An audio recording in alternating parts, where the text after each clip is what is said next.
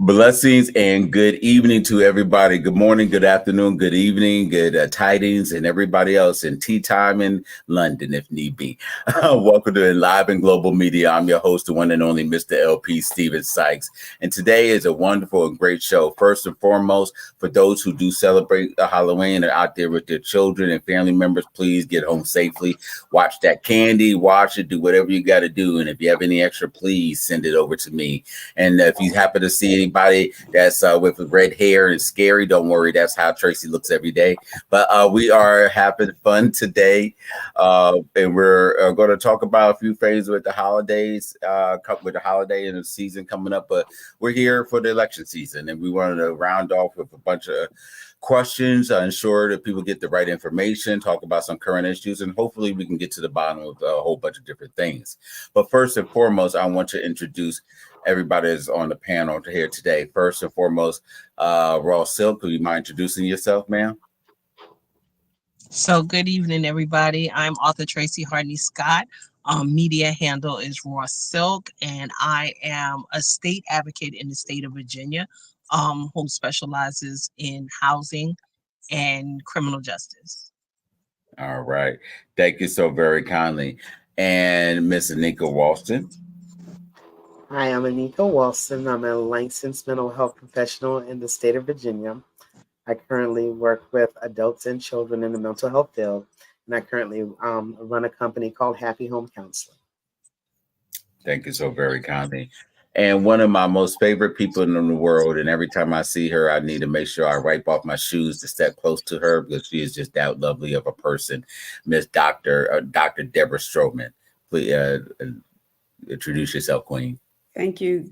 Thank you for that very, very kind introduction. Good evening, good people.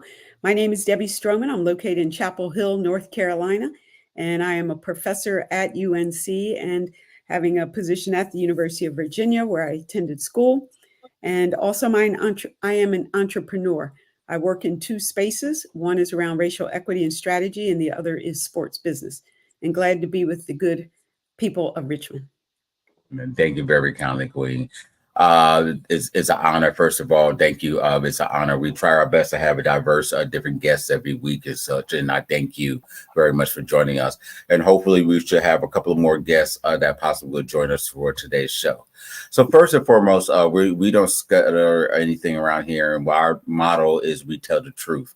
So I want everybody to feel comfortable. If you have any questions, comments, or what have you, please feel free to comment in the field. Even after the show, if you happen to watch, please comment because we do get to everybody's questions. We are very fair and address everybody. So, but it's not about whether we agree or disagree. It's about just getting the information out there. And I thank you.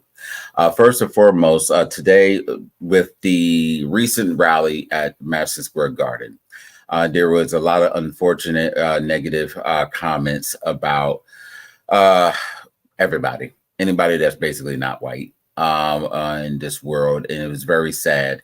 I don't want to play the video of what happened going there. And I think pretty much everybody knows about it. But there was a lot of disparaging comments regarding Puerto Ricans, Latin American people in general, Black America, Asians, Muslims, what have you. And it was just basically no short of a KKK rally. And it troubles me because personally, I am a big fan of Madison Square Garden. As a kid and just growing up, I've seen the wonderful things that the organization has done. But I'm also disappointed because I am familiar with the Dolan family, which owns and controls majority of Madison Square Garden, the Knicks, the Rangers, and several other teams with that play within the organization. And I am personally calling that I think it's about time that the Dolan family gets rid of their stake, because it's not just this. There's several things in the past, and especially the last 5-7 years, that he's done disparaging and allowing such a thing. Now, I do believe that obviously you have a right to have a business and other organizations have a right to speak, but you knowing what they were going to say, that it was going to be of a racist similar format. Even in the setup, you set it up in the same format, the layout in the same format as what happened in 1939 with Nazi Germany. And I pay attention to context clues, and I've tried my best to pay attention to what's said and what's not said. And from a man that used to give heavily and push hard for women's rights in Black America to what he's done in the last 17 years, it's time to go. But I want just not my thoughts. I want others' thoughts regarding it. I want to start off with you, Queen Stroman, Dr. Stroman. Well, what a way to open up. I've tried in my adult life to follow the philosophy of don't bash what you hate, but promote what you love. Don't bash what you hate, but promote what you love. But it is very, very difficult to do this during this time period of presidential candidate Donald Trump. It is so hard to focus on the positive things that people might find with Vice President Harris or presidential candidate Tim Walz, or all the others who might be under that ticket, or other folks who are with the red group or the Republicans. It's so hard to focus on the positive things that all those folks may be doing because of the nastiness of Donald Trump. And this, which I believe it is a cult, and we don't have time to go into all the details of what a cult might mean, but the people who support him, they're just following along. And so you invite a comedian who makes these type of comments, and from my understanding, he was vetted. And in fact, he had a comment about Vice President Harris saying that she was the C word, but they did delete that. But they did allow the other things. So I'll just leave it there. There's no surprise anymore. You're not disappointed. You just realize that this is the reality and this is where we are in this country at this time. Question for you, ma'am. As a woman that's in, and please forgive me if I'm incorrect, you deal with public health and you've done a lot with public health in what was the term? Positive psychology. Yes. Okay. Why do people feel, just a sidebar within this, why do others feel that everything that the Republican side, and there's a big division within the Republican Department because of all what's going on. Why do you feel that this level is becoming, they view it as positive in that aspect, including those who were part of the Tea Party or Libertarian or whatever? They all seem to be rolling with the Republican aspect of this, but they all think that this is positive. Why? Wow. I don't know if we have time for all this, but I will start with saying, the Republican Party, from my vantage point, has become the white party. And I say this from observation, but also looking at history. If you'd like to do your homework on this, Peter Thiel was actually funded J.D. Vance, the vice presidential candidate for the Republicans, and Elon Musk, who is one of the most public supporters of Donald Trump. Both grew up during the apartheid era in South Africa. And from my understanding and my research, they made these former leaders of South Africa before the so-called independence. They spoke to many Republicans in the United States stating that you are going to lose control of the United States because of its diversity, because of the number of people who continue to come under that Democratic umbrella. And if you don't change the Republican Party and make it a white party, then you will lose. You will lose your identity. You will lose the assets, the resources, as in look what happened to our country. So now we fast forward 10, 15 years, and look what's happened. It's become the white party. Not that it had, many people of color prior, but certainly there were many more prominent Black, Latino members of that party that people could look to and say, oh, there's someone that, okay, they kind of feel this way. But now when you look at the footage from the rallies, from the conventions, you'd be hard pressed to see a brown or Black person who's just there clapping and enjoying, but instead they're very clownish with a Trump sign. They're positioned in a place so that you would think that there's a whole bunch of, brown and Black people there. And so this is playing out. I also recently wrote an article on why do highly educated white people support Donald Trump. And without going into a long, detailed, explanation of where my analysis came from, the reason why I've come to believe why highly educated white people support Donald Trump it's because of white supremacy. That's the only thing I could land on, white supremacy. And for those who are people of color who do want to support Donald Trump, it's this urge, however you might define where you're feeling good about it, assimilating to whiteness is also a part of that white supremacy, right? White, brown, and black people can believe in white supremacy. And I think that's what's playing out. I can't say it any better. There's sometimes in life you just have to shut up. And that's one of them. And there's where is just the level of education and quality. Thank you, ma'am. Raw Silk. Okay, you would call on me because I was getting ready to say, okay, the Queen done spoke, the show is over. Because the show is over. And no lies told. Exactly. I think just to piggyback just a little bit. Okay, first of all, we know that this comedian is so funny because until I looked up his picture, I had just seen this guy on one night. I was just going through TV a couple of days ago, and I came across the Tom Brady roast, and I actually watched it because Kevin Hart was hosting it. But that comedian was featured on there, and when he came up, he spit out a whole bunch of racial things. I mean, literally calling black people coons and all kinds of stuff, and they all kiki kaka, and there was no uproar about that. And I mean, he really went in, so it wasn't no surprise that he did what he was paid to do. Number one. Number two, I agree totally with the Queen. There is no more Republican Party. We need to put that aside. The Democrats is trying hard to fight and still be Democrats, but the Republican Party is now the Magna Party. And I've said time and time again, they are a cult and they don't drink the Kool-Aid. Just like do us a favor, just lace the Kool-Aid and keep it moving. Because this is who they are. They love him, and anyone, and I'm not going to be as nice as the Queen. Anyone who is of Caucasian persuasion that supports Donald Trump is a racist. Plain and simple. There is no way that you can listen to the views that this man says, the things that he says and he's done. And I've said it time and time again, Stephen, I'm from New York City. We knew Donald Trump when Donald Trump was really Donald Trump. There is no surprise here. He has always been racist. And now what he does is he says the things that the other ones of them want to say, but are not bold and brazen enough to say it.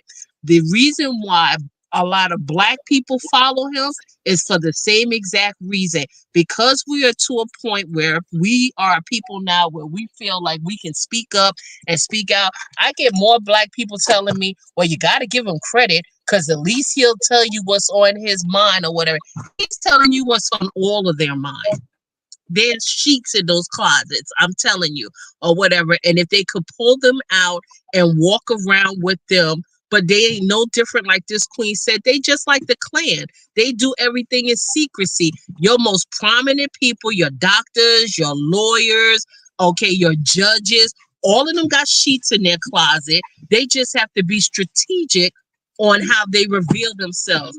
Donald Trump has revealed, it's like, I don't know if you guys do it, but here lately, when I drive down the street and I see a Trump sign in my neighborhood, I go, duly noted, duly noted, duly noted. I pass businesses, duly noted, duly noted. Because see, what happens is during election time, people get bold, like Queen, y'all excuse me for a minute, but one of the things I used to say is don't let your president get your ass whipped, right? Because when he was president the last time, people just had this boldness that they thought that they could say and do whatever they want to do.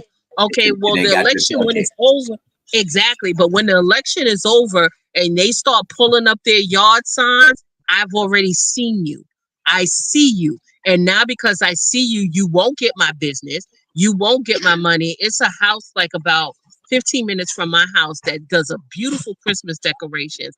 And last year we missed it by a day because we were sick.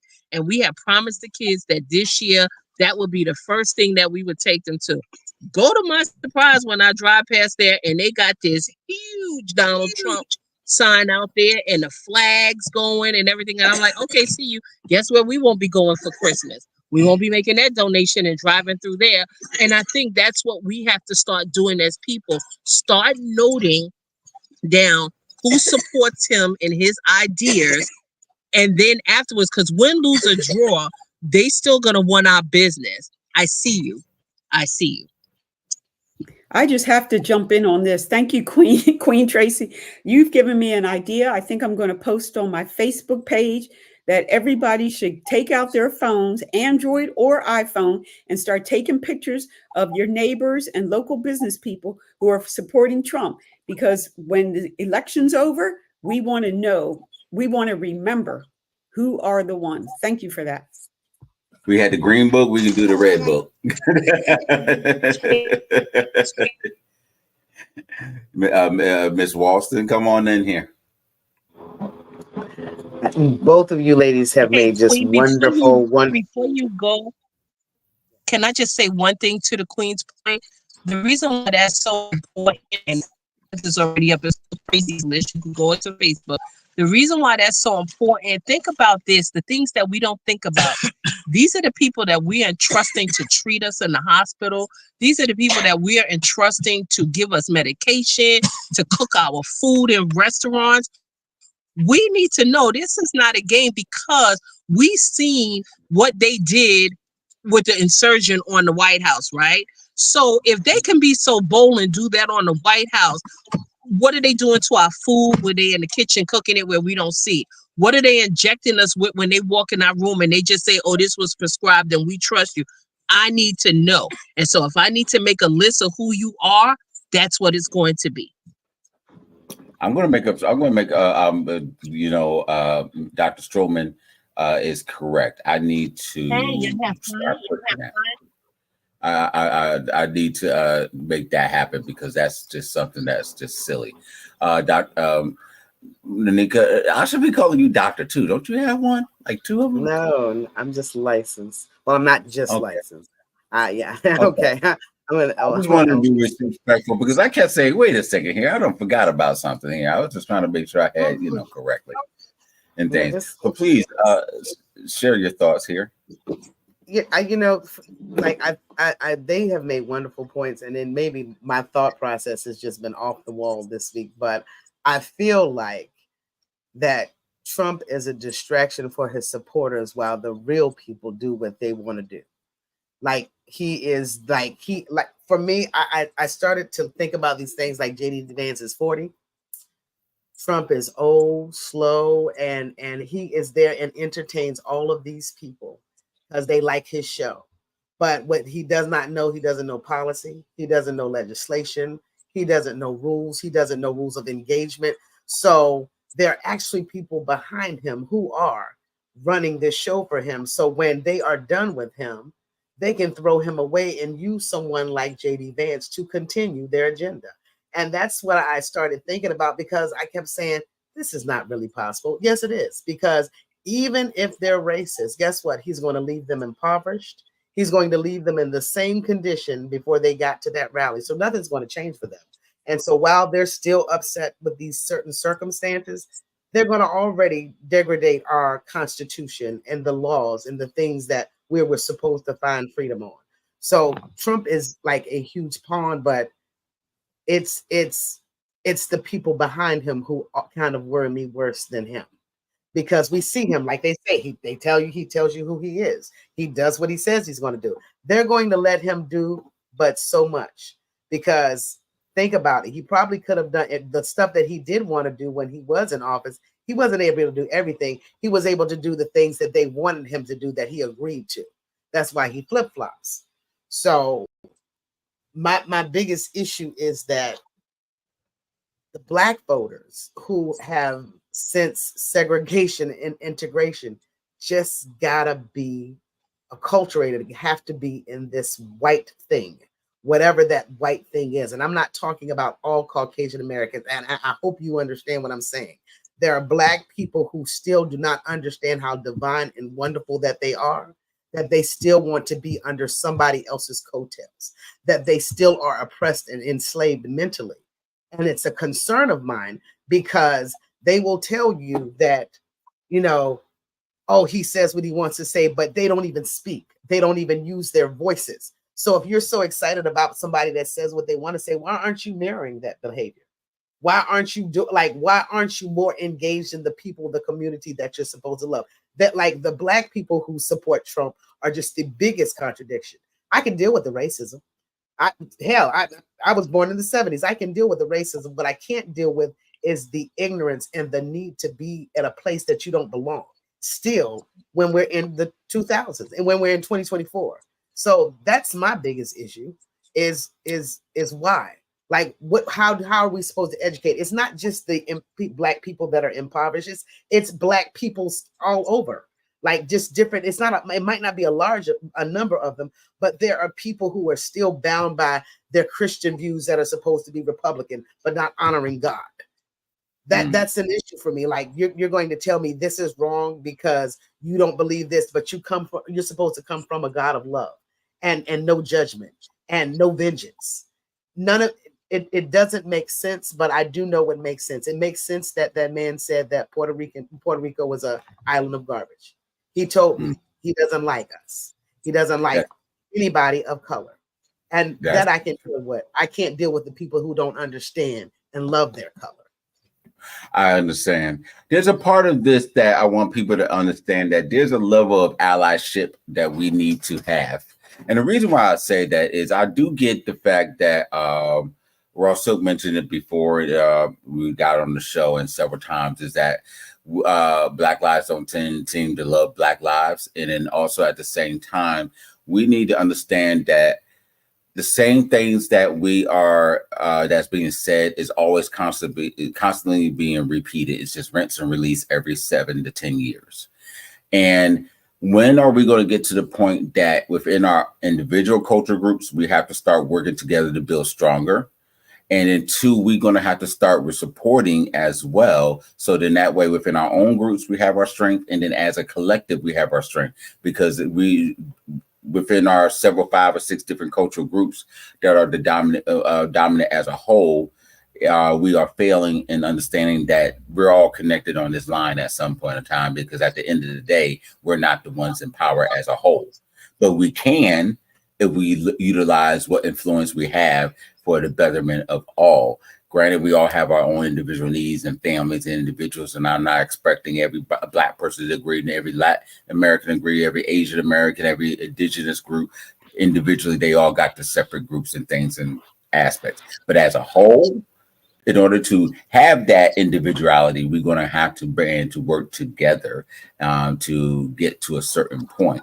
And this also aligns with, like, I'm not expecting every Black man to agree with me for everything, but we need to do a better job in saying, okay, we cannot allow this happen. We cannot allow a woman of color, whether you're Indian, Black, or whatever, to disparage her on that same level of respect.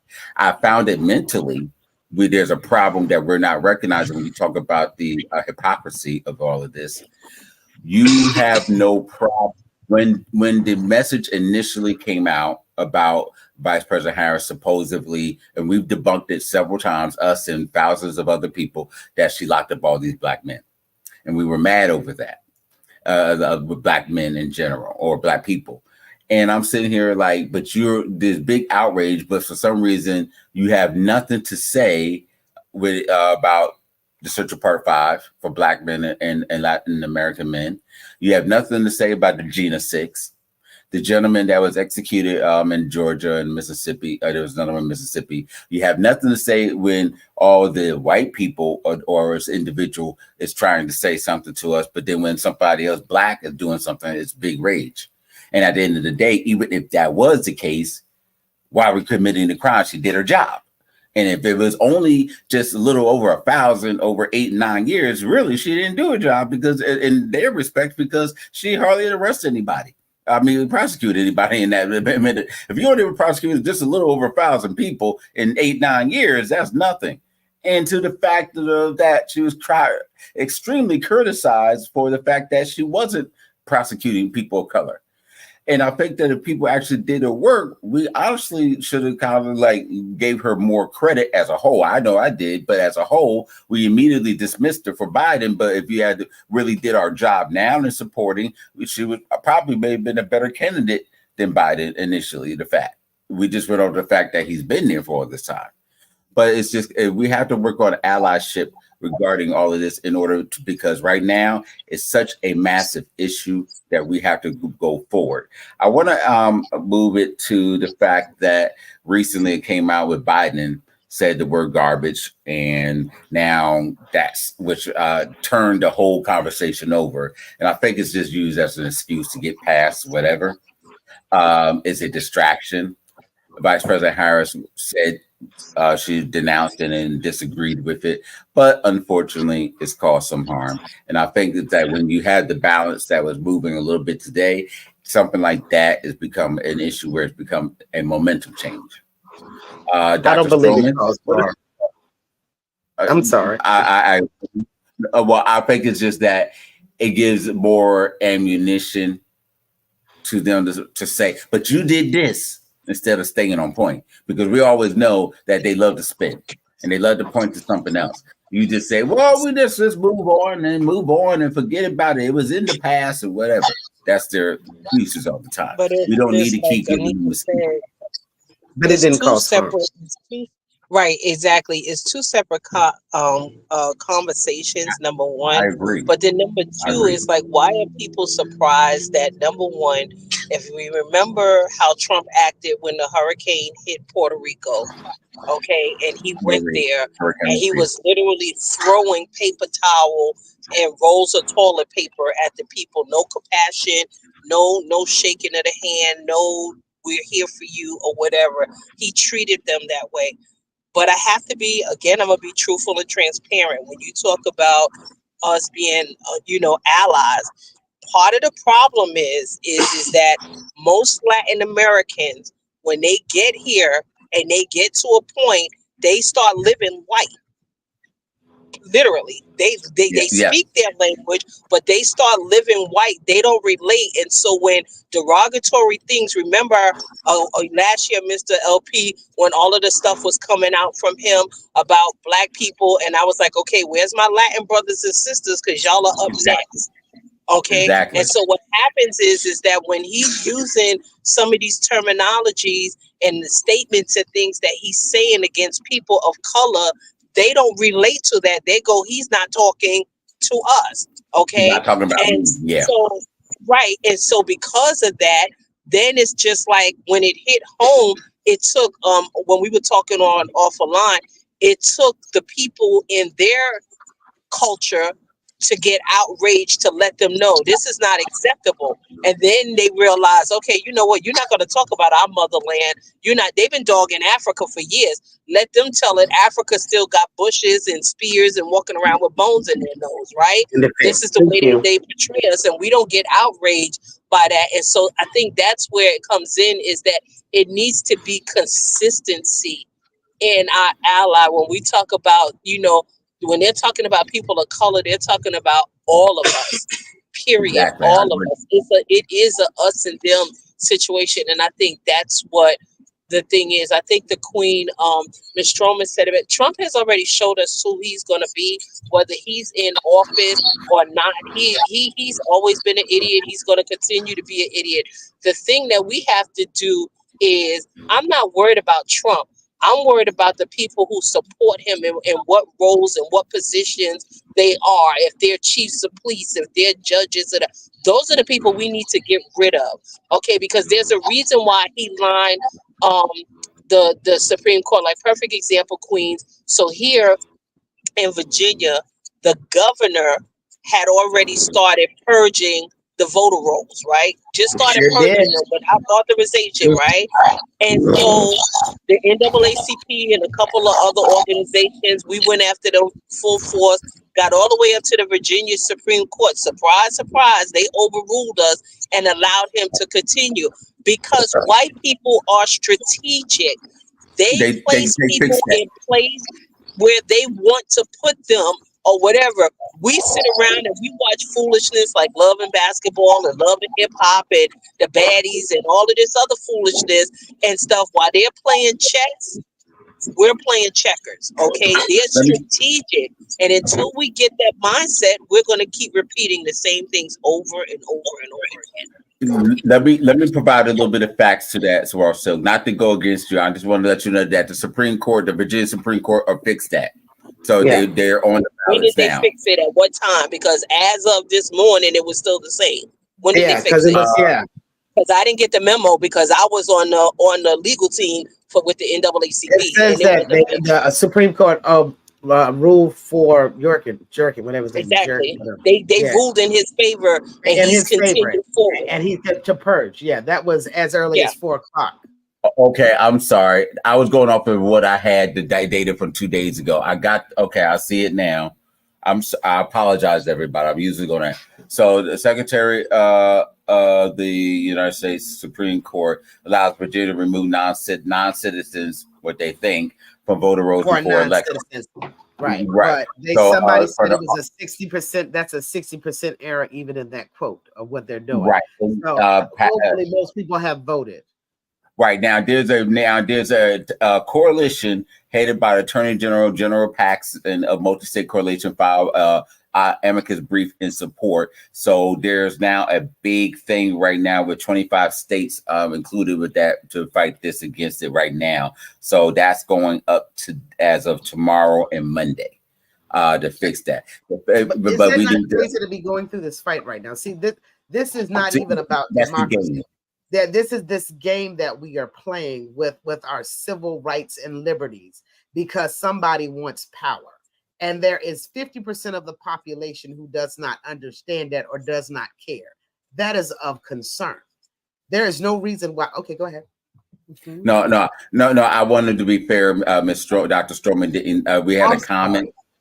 We had a comment. I just wanted to be fair. Forgive me. I want to get to your point. Please hold on to that. I don't want to lose that.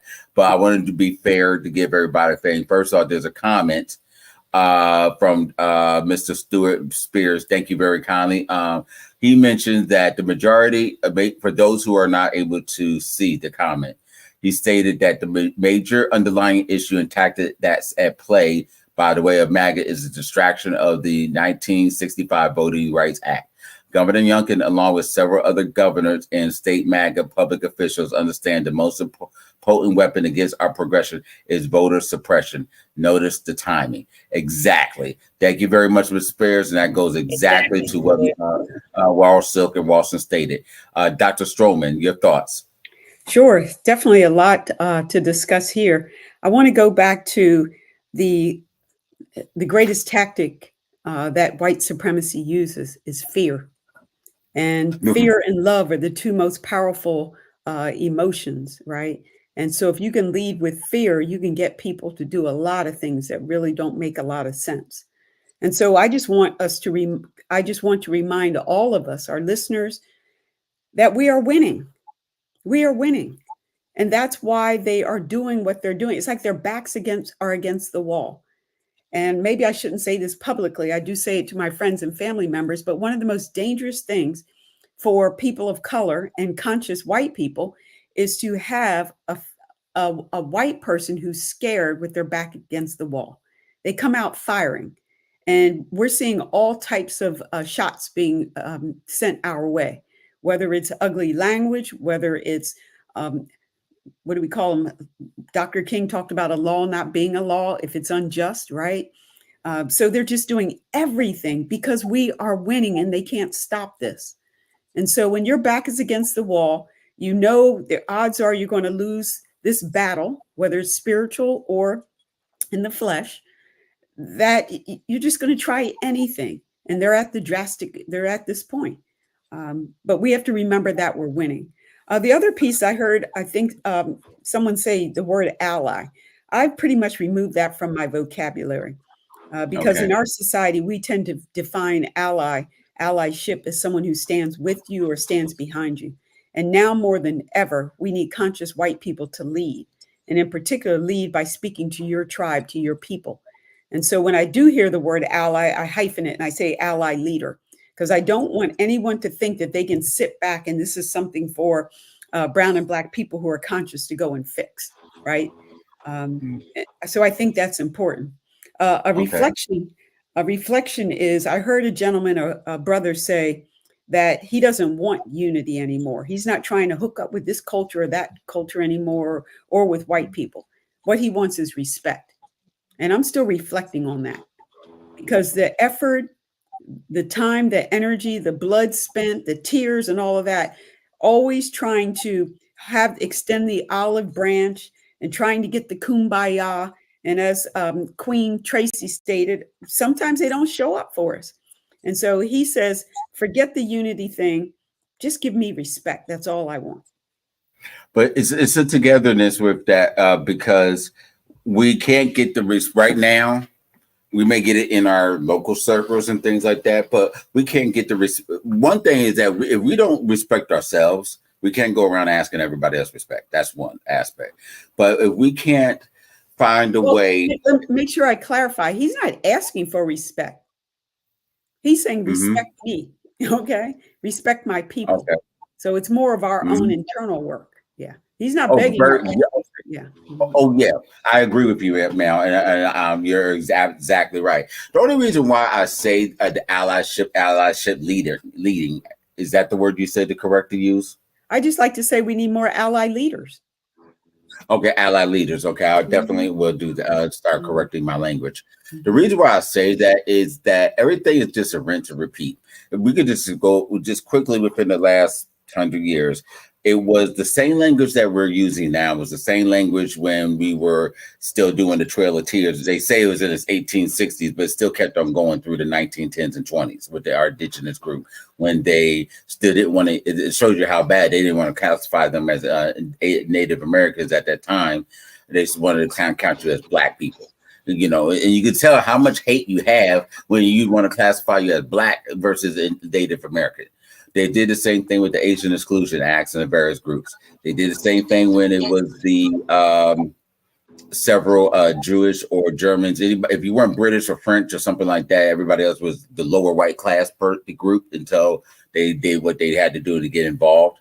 What they did with the Irish, the Polish, other different Estonians, Yugoslavia at the time, all these other different groups. We did it again with the model citizen naming, especially after or during the Korean War. We had this. They did the same thing when the early 1980s. We did the same thing with when MS-13 started getting bigger in the 1990s and early 2000s. Then we did the same thing again with Muslim Americans, especially when Trump got in office, and then the ban from Muslim countries. We did the same thing now with Black people, and then we now rinse it again and use it for Latin Americans, and we still have sprinkle. So every 5 to 7, 10 years, we're doing the same language, and it's hitting all of us. And that's something. And my thing is that last I checked, when you take a box of Crayola colors, they all mark. And so forth, and that they still all going to mark on a piece of paper, and we at some point we got to work it out. But I want to move on. Also include the comment. I want to circle back to Raw Silk, and before we get to the next section, because I know she had a comment. I'm sorry, Ms. Walston. Dr. Spears said, absolutely, Tracey, our focus must be more disciplined. We are very tactical and relentless. Youngkin is sour about how his so-called prediction of a bloodbath in 2022 midterms didn't happen with the GOP victory in the General Assembly. Next year is a gubernatorial race, and the candidates on the GOP aren't showing or demonstrating gaining any traction. So this is calculated. And Dr. Stroman, you are exactly correct on point about that fear. The race replacement theory has sadly taken hold on us, which is very, very true. I think he's just doing this because, let's be honest, he's pissed that he didn't get selected as VP, and so he's trying to show whatever he can to allies so he can try to get on one of the cabinet positions. That's really what it is, and I know some people are gonna get mad about that. Ms. Walston, you had a comment. I forgot, right? I forget. Hold on, don't you write it down? No, because I would listen. This is a great conversation, and so I just want to make sure that I absorb all of this information, because we've got 5 days. Definitely, I wanted to go on. Can I make a Sure, comment go before you go on, Mr. LP? ahead. So I agree with the Queen Miss Stroman or whatever about the fear, but I think that more times now than ever, this is the time that we've never done it before is to utilize our Black economic empowerment. Okay, and the reason being is because think about this. Elon Musk is so bold and so brazen that he is telling you in your face who he is, who he supports, and basically taunting like what you're gonna do about it. You know, it's like so funny because you know me, Mr. LP. We've been friends for years. I was a diehard football player. You can even call me when football games was on. But when I walked away from football because of the racist behavior, and I've not followed up since. The problem, and like I'm embarrassed to say, I was a diehard Cowboy. Okay, anything Cowboy I would talk about. Yes, I'm not Ooh, embarrassed to say it, but I have not ooh, watched football in years. And the reason being is because I refuse to say support people who treat people like they're on their plantation, good enough to work with them, but not good enough to have their own opinion. And I think that if more of us followed that thing, we spend money with this man every single day. And he's telling us he don't care because he knows you're going to continue to spend money. You're going to continue to buy his cars because for some reason, Black people think when they drive a Tesla, they've arrived. Okay. And so this is why they do the things that they do. Because when, you know, we always hear when we're kids, when people tell you who they are, believe them. What else do they have to do? Donald Trump is not looking for respect. Donald Trump wants to be worshiped. He wants to be the next Hitler. He wants to be that person where everybody is hailing him. He'll probably come up with his own sign or he'll reinvent a version of Hitler's Hi Hitler. This is who Donald Trump is. He's telling you who he is. The thing that I don't understand, and this is coming to Queen Anica, right? America is showing us just how either racist they are or how much mental health is truly out there in there. Now we know it's embedded in their fiber, right?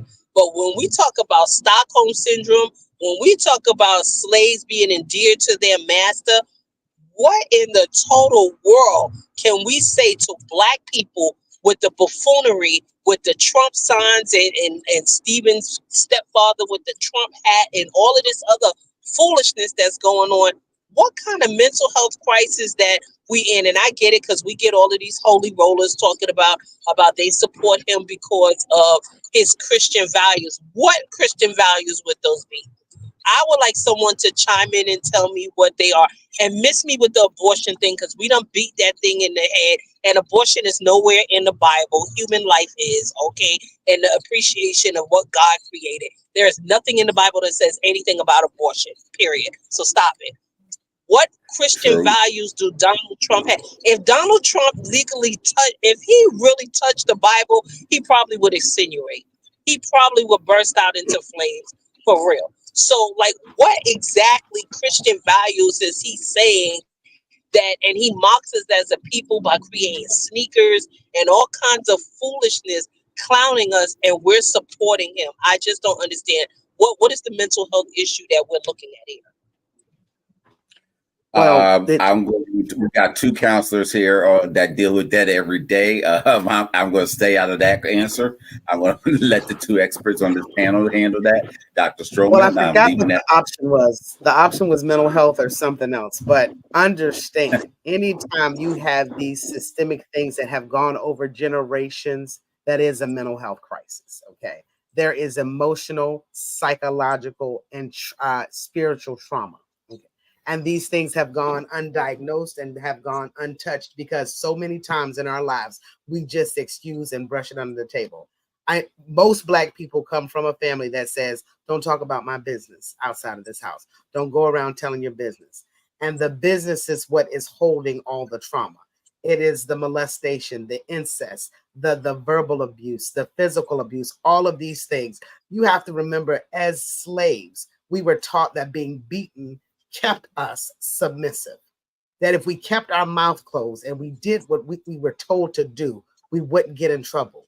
and we would get rewarded, not what we knew to be rewarded, but what they gave us to be rewarded. And we lived through that through decades and decades and decades.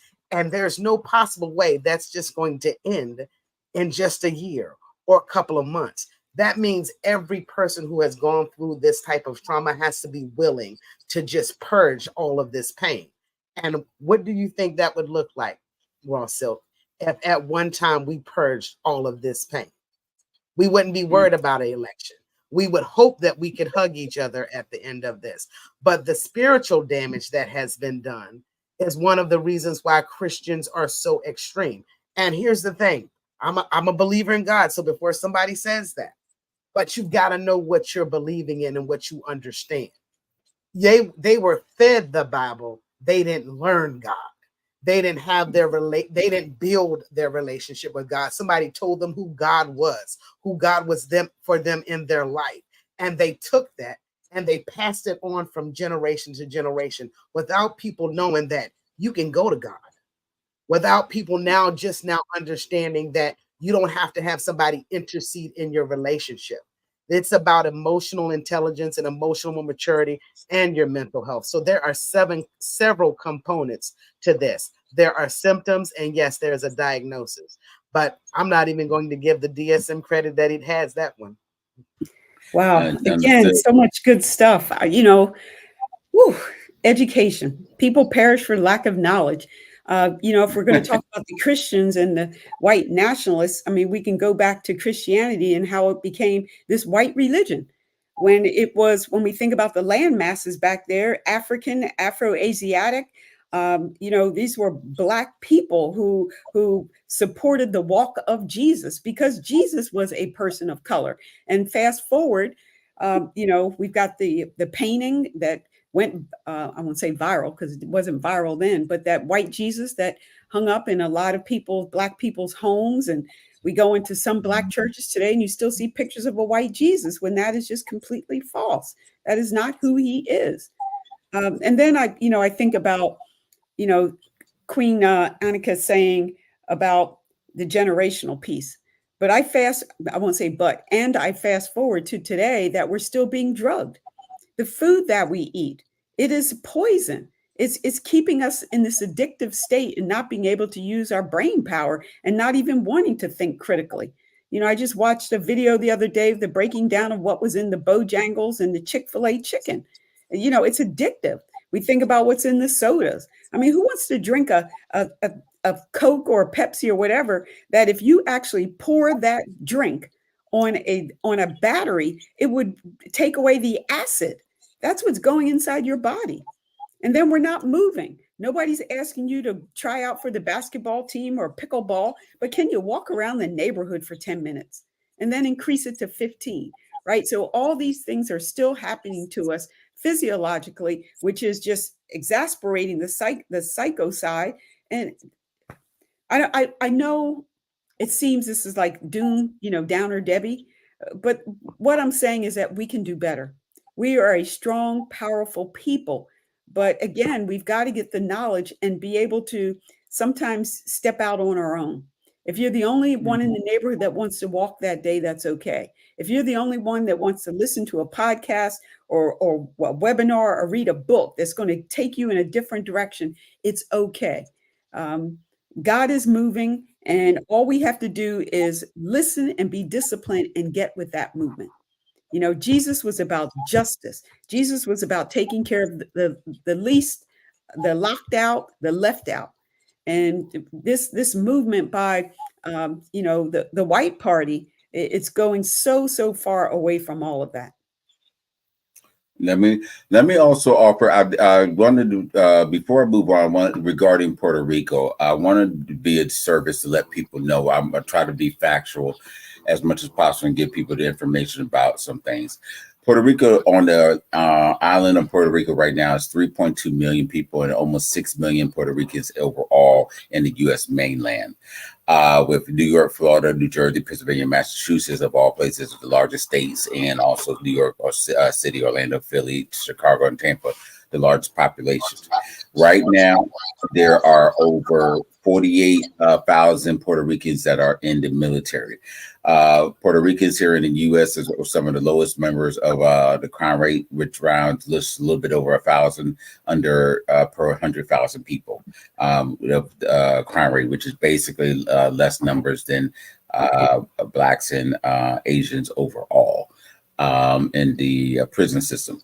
They do not have the right to vote because of what they have, and I don't believe in that. I think they should, them and a lot of the other territories should long have been the state. I don't believe in taxing people, but you don't get a vote. That's been up and down in the system. Brother LP, I can't let you keep going with it. You saying some stuff here that we need some context. Okay, I'm sorry. I was trying to give numbers. I was trying to give numbers. But what I want to do is give you context, because when you give those numbers, I work with people who are organizing in Puerto Rico, and yes, ma'am. There are three options for statehood, which a lot of Puerto Ricans don't want now because they see what happens with statehood. They can form a commonwealth, which thinking of Virginia, or they want to be their own country. So I want to make sure that's clear. The other piece is that there are more white people in Puerto Rico than in the state of Idaho. Now, how does that happen? Right. I was going to get to that. Yeah. Right. Because they can check on the census to be white. And so when we talk about the lack of knowing who you are, the African movement, the Tainos, and so you've got this colorism going on there too. So the work needs to be done there. Yeah. Oh no, I was definitely going to get to that. You're correct. For example, there's a lot of people in Latin American overall that mark themselves as white. There's a lot of people from Spain, Spaniards who call themselves white. And there's still a significant number of Black people who call themselves, who are biracial or just Black overall, who still call themselves white and things. I also want to give context to the fact that I want people to understand that just because a lot of them, not just Puerto Ricans, but just Latin America as a whole that come here to the U.S. mainland, there's this big fear from congressional, and as she says, the white party within the Republican group, that they will just automatically start voting everything Black or any left sides of a progression votes or movements.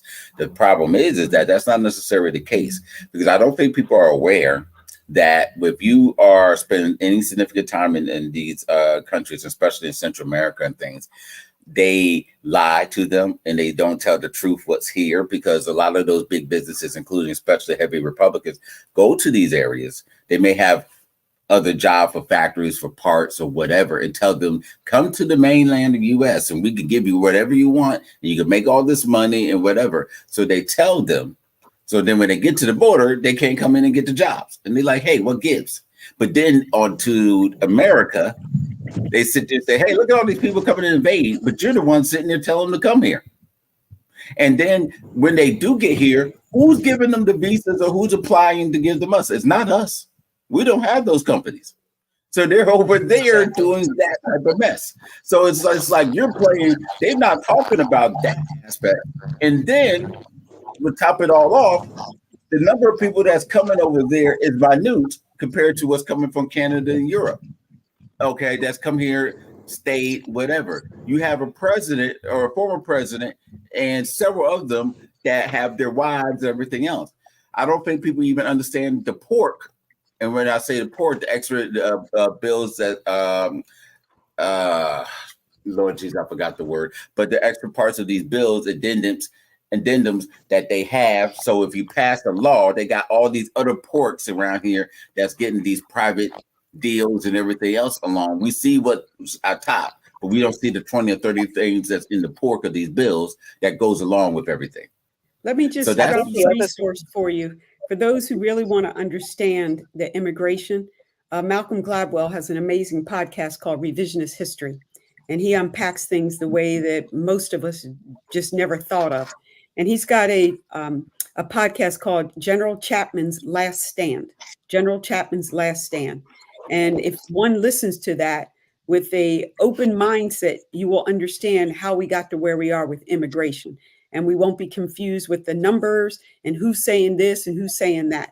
It's just he's just an amazing, brilliant leader in our country. Thank you for I'm sharing that, going. because I definitely want to see that. But giving even a little bit more content, Mr. LP. Okay, first, we have to be clear that in the Hispanic community, they have the same prejudices against each other that we do. We go light skin, dark skin, good hair, long hair. They go Puerto Ricans don't like Dominicans. Dominicans don't like this Portuguese. So they have some of the same racial issues that we have. Okay, That's what I and was talking about then earlier. in their defense, when they come here, most Americans don't even take the time to learn. Like everybody in Virginia that's Hispanic, they think it's Mexican. Okay, right off the bat, everybody they go to is Mexican. I'm like, that person is not Mexican, and they say, "How do you know?" And I say, "Because I can listen to the dialect and tell." And as a mother of a biracial child who's Dominican, okay, I would know. So it just something simple, like, it's like there's times where I'll be someplace and someone is say, "Oh, Tracy, go ahead, speak Spanish. They'll understand you." I say, "No, because they speak Castilian Spanish and I don't speak Castilian Spanish. I learned Spanish from Brooklyn, so I speak broken Spanish, okay, which is a slang to them or whatever. So the words are different, and people don't understand that. People don't take the time to know. I also think that it's funny, if y'all remember many, many, many years ago, Donald Trump was one of the greatest offenders of having illegal immigrants working in his hotels. Okay, Exactly. they continuously. Employed So that hundreds I of them. always find hilarious to me when they start talking about illegal immigrants or whatever. And your wife is an You know, the illegal funny thing, immigrant. You he had forced them one to of the give her biggest fines. citizenship when you became the president. She was illegal. You got immigration status for her and half of her family. Abuse of power in office. And so those are the conversations that people, don't pay attention to. It's like they literally commit crimes and do things in front of your face. And we choose to ignore them and come up with something so simple as, "Well, she locked up a lot of black men." Like, seriously, where, like the Queen said, "Give me some content. What are you talking about? What kind of numbers are you talking about?" The whole big picture of it. And so that's part of the problem. The other part of the problem here is that, again, we don't embrace each other until we need each other. Period. We don't embrace each other. Okay. I mean, you get people that walk past Spanish people all the time. They probably work with Spanish people. They don't get to know them. They don't get to talk to them. They don't get to do anything until it becomes an issue. And then it's like, okay, you got to pick and choose the side. Are you going white or you going black? You see what I'm saying? And then you have so many like other cultures that's out there. You got people that come from Jamaica that act like they white and live like they white. You got people that come from Haiti that checks white on their applications. I know this for a fact. I've had some of them and I'm like, seriously? Or they choose other or whatever and stuff like that. The fact of the matter is that until we embrace each other as a people, until we get to that point of where Dr. King said they won't be judged by their skin, but the content of their character. Because trust and believe, there's some black people that are absolutely despised. Okay, there's some black people that make me embarrassed sometimes to be black, and I get it. Okay, I get it. But we don't unify, and that's the biggest thing. One of the things that Miss Walston said in the beginning, and with a matter of minutes, as soon as he said that garbage content, it was like somebody got on the ticker and started spreading it, like, and they were like, unified, James Jones, Asian, the quick. unified. It's not acceptable. It's not acceptable. We are the only race. One of the things that was said a long time, especially about African Americans in Virginia, is that they're the most domiciled, laid back people. They just love them. Abe Lincoln even said that he just loved them because they have no, I used to look at people and I would say, do you know I worked with a man for like 15 years and he never looked a white person in the face ever? Like, he kept his head down when he responded to them. And I was just like, why do you do that? And he was like, well, he didn't even realize he done it. It was so in him that he Integrated. did it. It was Mhm. right. And so when we look at this, until we start fighting about, we still are governed by a constitution that wasn't inclusive of us. That's funny to me. Okay, I It's, remember getting suspended from school from not pledge allegiance to the flag. I never pledge allegiance to the flag. How can I pledge allegiance to something that doesn't even pledge allegiance to me? Doesn't make that's any exactly. sense to me. I agree with you. It's just, and that's what I was trying to explain earlier, and I say it all the time to those who have traveled and things. We got within the Black community, we got the colorism issue. It's hell of a worse in Asian communities and some other communities. Like there's still places in this country that if they don't kill the child baby, they give them to somebody else or act like they don't ignore just because of the color once they're born, and it just Mhm. the system. So it's very bad. But what I want to get to real quick is we're going to play a little bit of a trivia, if y'all don't mind, with it. Excuse me, allow me to. And we're just naming this as a little bit of, do you know your government? And we talk about how it goes over there. Many of our people are not taught government. And we're not here to hate or do anything else. Just want to give some people a little bit of context and a little bit of information of how things actually work. So any of y'all, please, queens, please feel free to jump in and what have you, and I'll give you the answer and things if you do or don't know. It's no shame, no hate, no nothing. So now, first question, what happens if no presidential candidate receives a majority of electoral votes? Do any of y'all know? It goes over to Congress, doesn't it? It goes, Yes, yeah. the House of Representatives chooses the president from the top three candidates, and then also for those who don't know, the Senate chooses the vice president. As Okay, president, right? right. Okay. How? Let's see. No, I'm sorry. What is a pocket veto? A who? A pocket video. Pocket veto.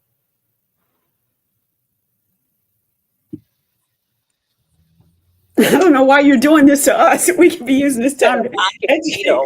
Yeah, I don't know that one. I'm not Well, embarrassed to okay. say. When a president kills a bill by not signing it within 10 days while Congress is adjourned.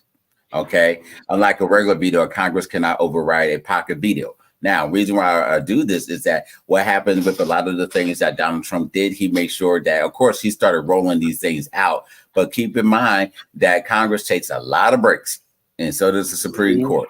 And while they're going, he put these things out, and you know good and well that they're not going to get it going. And this, what happens with a lot trick that Donald Trump did a lot with in his office, if you look back at it. So Well, we that's know he's why. not going to follow, and he's going to have his supporters in places, so these things don't even matter.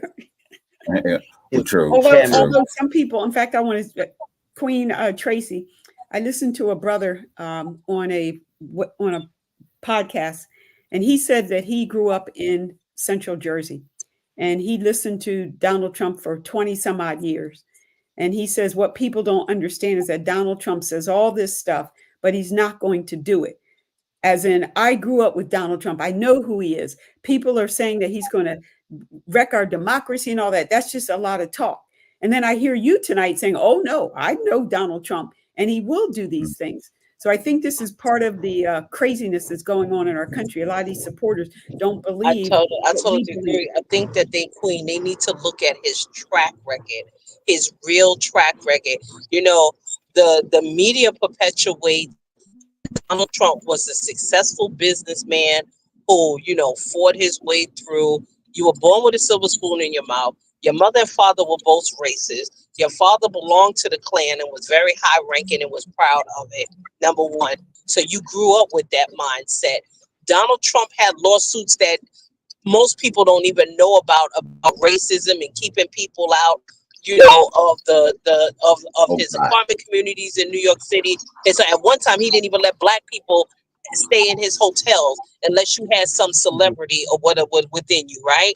Then you factor in that Donald Trump is a known pedophile, okay, and they literally had put those charges and stuff on the back burner. Okay, I know that they got the sheets in his closet. Then you look at all of the relationships with the Epsteins and all of them or whatever. He is historical. Now, he's aligned himself with all of these people, the people who helped him, that wrote the plan for USA, the revision of Project 2025, which has been around for a long time or whatever. When a person says out of their mouth on November 5th, if you vote for me and I become president on November 6th, this will be the last election that you ever have to worry about. When you talk about a person who thinks that Hitler was an ideal person and he has adopted pretty much all of his mentality, one of his top officials in the military quit because of Donald Trump trying to turn our United States military into the military style that followed Hitler. Okay, so Donald Trump is not what I'm saying. Donald Trump is just a figurehead. He is the person that is spewing all of this foolishness. The undercurrent is the people that we're not hearing from, that are already in office, that are just salivating at the bit. There is no reason why, okay, let's just say, Queen, with all of the things, if you put across everything that I said, this man had people storm the White House on January 6th. They were willing to die for this man. They killed, people keep forgetting that people died, that people were killed doing this thing. And the only thing he could say is, well, there was some fine people on both sides. Like, seriously? Like, did Donald Trump is the ideal David Duke. He is like the grand dragon of the Ku Klux Klan. And he's got all his little skinheads and all his little minions. He's not going to get his hands dirty. Absolutely not. He's not going to get his hands dirty. But he's empowered enough people and put enough people in place that if he gets into office, this is not a dress rehearsal. It is not a game. Those of us from New York City that have seen Donald Trump, I lived Donald Trump with the Central Park Five. I lived that. I lived where they undercut it in the media, but Stephen can tell you, there were people out in the street on Donald Trump's word, hunting them boys down, looking for them to execute them. I gotta go. I gotta jump in there, Tracy. I remember several times in parks. We could not go to parks. New York, New Jersey, we couldn't go to a park and things. I don't know how many times we would chase, like literally with sticks and fires, chains, whatever, swinging, get away from the park, get away from anything. You couldn't even get off in the north. Those who are not familiar, you got the west side and north side. You could not get. You could not take that A line. You could not take the A line that gets off on the express line takes you from the top to the bottom. But if you got on the one line, the Broadway, any of those stops, you did not do that for a while. It was just known you don't do that because of that. And as a guy that's also like almost 80 times been beat down for the stop and frisk thing, and I'm in the suit and Wall Street and whatever, why? And things. It's just all this, hey, Trump did this to you, black boy, this and everything. It's just crazy. I have a video. I want to ask you, Queens, if you're interested in it. I have a video about Project 2025. It's 4 minutes long, but it's done in the similar form. I don't know if you're familiar with it, but it was done in the similar format of the Schoolhouse Rock. I don't know if any of you have seen that. But it's animated, but it's serious. Have any of you seen this video? I have seen it, and I do have to depart. I have. Right. I'm sorry. Have you still? A wonderful conversation. I enjoyed meeting you all. I have. I love the energy and passion. It was really nice meeting you. Yes. It was very nice to have you. Yes, very nice meeting you. Hopefully, before you go, Dr. Stroman. I'm sorry, the signal got slow on my end. I did not mean to cut anybody off. I do apologize. Dr. Stroman, first off, thank you from the bottom of my heart for taking the time out and trusting me and the rest of us for coming on out here. And I pray this is not your only one. Do you want to leave an email or contact information for those who want to seek out your wisdom for additional things and speaking opportunities or what have you? Sure, absolutely. And thank you for the learning tonight and for the sharing. I can be reached at dstroman.com, just my first initial there, dstroman.com, and then Debbie at dstroman.com. So thank you very much. I really enjoyed it. I love the lively passion going on in Richmond. Thank you. Is it Debbie, D-E-B-B-Y? Debbie, D-E-B-B-Y. Mm-hmm. Okay, not a problem. Thank you. And we have all over the country and around the world. We literally have people from around the world that watches us all the time. So this is very passionate. And thank you very kindly, Queen, for all your time and things. We'll look forward to have you soon. I got to catch up with you soon anyway. But thank you so very much. Thank you, good people. Thank you. Thank you. So Silk, you said you saw the. Okay, not a problem. Let me play the video. No, I seen it. It's good. Hey there, who are really you? good. Oh, just the most important document in our country's history. You mean the Constitution? Nope. The Declaration of Independence? Yes, again. The Federalist Papers? The Federalist, what? No, even more important than whatever you just said. Now sit right here and I'll tell you all about me. I'm just a little paper for the ages, a way to set the government straight. A short 887 pages on how to make America great again by forcing through the president's agenda, removing all of those who disagree, replacing with our loyal party members, and reclaim our great country. In sum, give power to the president to authorize the government to legislate morality and wrestle back normality from Marxist ideologies that infiltrate our policies like gender, race, or anything woke. We're gonna abolish the Department of Education, turn the swearing in into a coronation. America's great salvation will arrive with Project 2025. Coronation? You mean like a king? No, it's called the unitary executive theory. Gives the next president unchecked power to do whatever they want. So, a king? Oh, let's not get hung up on semantics. Here's how it's gonna work. Once that we've started the transition, and no one's left to tell us to wait, we'll go through every policy position, get rid of all the language that we hate, like civil rights, diversity, and unions, and pronouns to mention but a few. Defunding any liberal institutions that dare question what we do. I'm pretty sure the Supreme Court... Oh, the Supreme Court. That's a good one. Now, where was I? Abortion will be pretty much illegal, and reproductive rights will be gone. We'll get back to the biblical ideal that a family means a daddy and a mom with kids. Repeal the crazy climate regulations that get in the economy's way, with everyone reporting to their stations on Inauguration Day. When we give power to the president to authorize the government to legislate morality, expelling abnormality like godless ideologies, protecting inequalities like gender, race, and anything woke. We're gonna abolish the Department of Education, convert the melting pot into a Christian nation. The stage is set and we'll be going live in 2025. I can't seriously say all that. Wanna bet? Come on, let's crack me open. Page 124. Make more nuclear weapons. Page 257. End the war on fossil fuels. Page 214. No more gun violence protection. Page 298. Feeding hungry kids at our schools. Turn to page Ban 5. offensive books from the classroom. 563. Make it hard to register to vote. Page 449. Dismantle Medicare. 534. Kill off the grizzly Page bear. 4. Delete the term sexual orientation, gender equality, awareness of sensitivity, diversity, equity, inclusion, abortion, reproductive health, and reproductive rights out of every rule, regulation, contract, grant, and piece of federal legislation that exists. And that's an actual quote. And that, my friend, is only the beginning of how this makes America great. You'll be so overwhelmed with all the winning that you won't know what you've lost till it's too. Wait! This doesn't sound great at all. No? No, it sounds like a fucking nightmare. Well, I guess if you wanted to, there's still some things you can do to stop it. Like what? Well, if you vote to save democracy and stand against autocracy and tell your friends and family, enough with this insanity.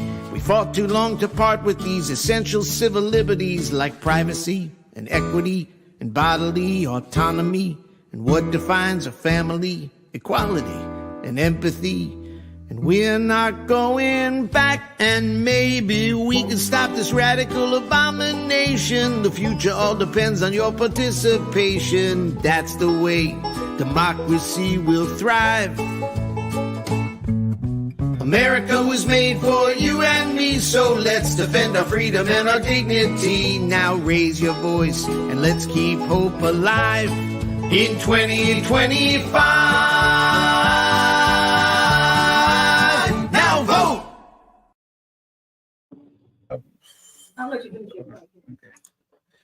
Hello. Okay, hold on. This video thing you got us. Okay, there we go. So, what do you think of that video or in the whole thing? I just remembered the Queen had said before she left when we were talking about fear, and that is scary.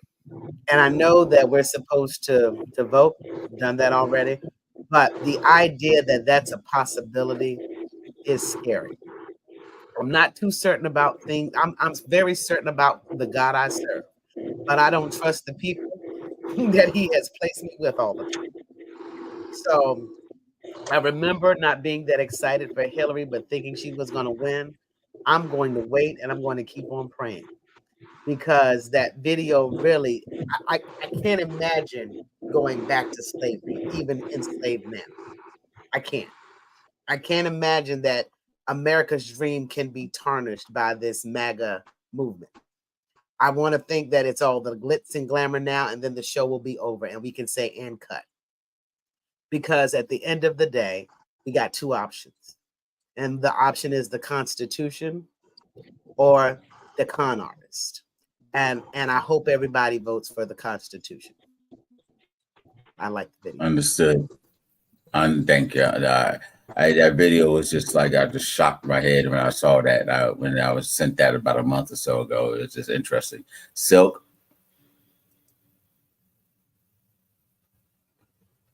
you there? Uh-oh. Are you unmiked? I lost Silk. Okay, sorry. She'll jump back in a moment. It's concerning that we're looking at talking points of whether or not somebody said garbage. It's concerning we still have people that say, well, even though he has said this about us, I still want to vote for him. They took a poll in Pennsylvania the day after, and I heard young women say, some say that, that it doesn't disqualify him as a president. Well, then why are you disqualifying her at all? If his actions don't disqualify him to run this country, then why are you so concerned with her just being an educated Black woman who wants something different? Why is this not the normal election? Because let's be fair. If this was John McCain, if this was Mitt Romney, if this was any other Republican, we wouldn't be sitting there here having conversations like that. We would just oppose certain views. The fact that we have this much time and attention pointed at Trump means that some of us are scared, and more of us are scared than not. And even those who don't say it, that are secretly voting for them, like the wives that are in the House who are just voting Republican because their husbands are Republicans, they should be scared too. My right as a woman is on the line. I care about this country, but I care about my daughters. I care about my sisters. I care about other queens. I care about all women of all facets who we are going to take 50 steps back because you want to control us and our bodies. Black women already have the least amount of care. We are under cared for as Black women. Can you imagine taking more of our rights away? You just want to kill us, is how I feel. Women, there should be no woman voting for Trump ever in his life for any reason. The things that we had to go through just to vote, not just Black women, white women didn't have rights to vote either. So the 50%, I don't know if I believe it, but I it's foolishness. So the only reason why I believe it is because of having traveled and consistently traveled around the country and around the world and seeing it. And me as a person that's purposely going to these different areas, to be honest, part of it is just because of jobs and things where I was at were actually heavily Republican over the world and conservative, and seeing the change within the party so much, it is sad. And the fact that I had an argument with a friend about saying that, when I said a lot of women vote with their husbands, and was furious with me because it said, you think all these women can't think for themselves? I said, yes, because I'm just going to be a fact. I can only go off of facts. When I see what people say and women say, and it just won't sound sexist because I'm a guy, but I hear what you say, but what you do is two different things. You fight this, that, and the other. We saw the biggest women's rights the next day, year of women's, and all around the world, from the North Pole to the South Pole, and all these women screaming women's rights, and you had the whole doggone like 3 billion women screaming about Trump things. But guess what? Around the dang nation, the U.S. and all these other areas, you didn't vote. Even in Muslim countries where women had the right to vote, has the right to vote, in some other places as well, women vote along with their husband, and you can easily vote and change the whole country, and you don't have to be restricted to hijabs if that's something you don't want to do. There are plenty of Muslim women that don't follow things except for the hijab or anything else. They're still, they practice some aspects of it, but you could change it. Guess what? You did. And things. Or what happened with Cruz and with the snowstorm in Texas and everything else, the man was gone. And then you could have easily changed women's rights in Texas. Guess what? You didn't. So I'm like, I call bull, I call foul on a lot of women's groups. I call the same thing on a lot of men's groups. And I'm gonna call it like it is. The divine nine, I ain't forget about you either. And things like that. You're wrong too. Things and get mad at me about gonna call. Listen, I ain't gonna call the devil, but I'm gonna tell the truth. And you get mad at me all you want, right? Send it, because I got a lot of facts for you that you're not gonna like. So we'll go from there. Raw Silk, sorry we lost you. What did you think about that video and your thoughts, Queen? No, I seen it and I agree with Anika. The thing about it is that I try not to be fearful because I do trust God.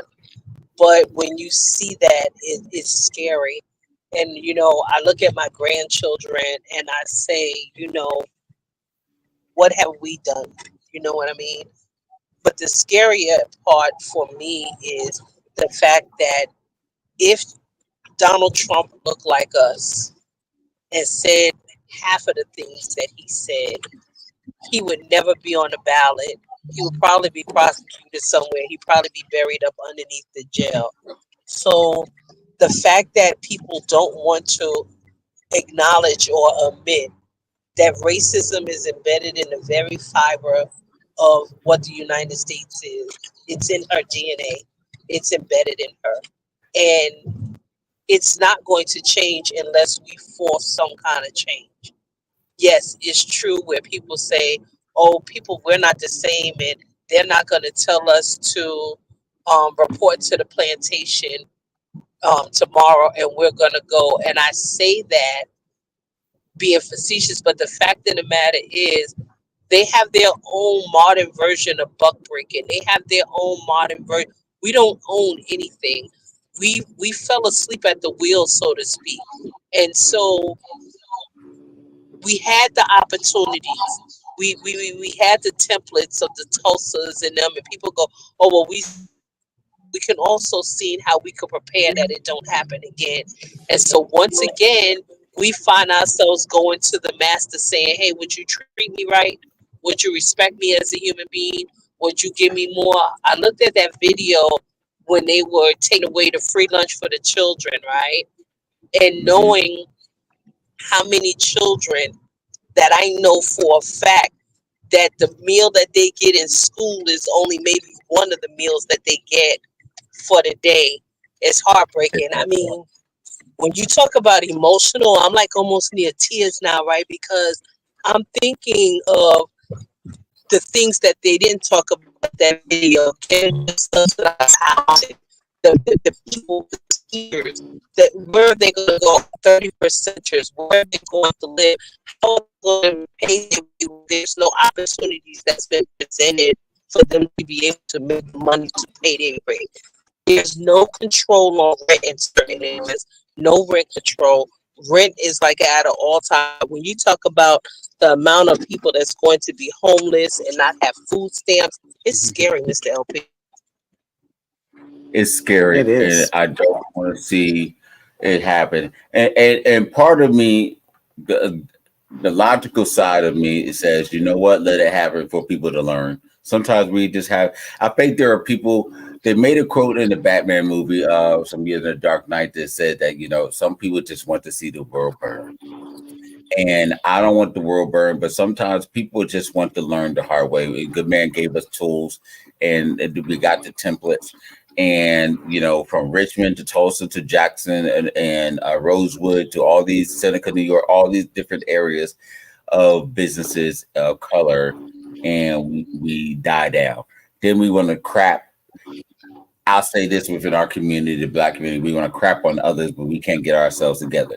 And like you said, it's like when the ban happened in Europe, the Muslim community and Asian overall community came out in full force within hours. Same thing with the Latin community, especially when the comments made about, if you remember, the MS-13 supposedly chopping heads off, and they're lined up and down the street. We knew that's not the case. They went over there and came in full fire. I remember, I forgot her name, but remember the senator that got off the plane when Obama went to Arizona to talk to her? That woman literally got off the plane and had her finger in his face. His face. To try to do something. And things. And I was just like, what brazen, like, this is the daggone president. Like, President of the United States. Exactly. You get shot for that.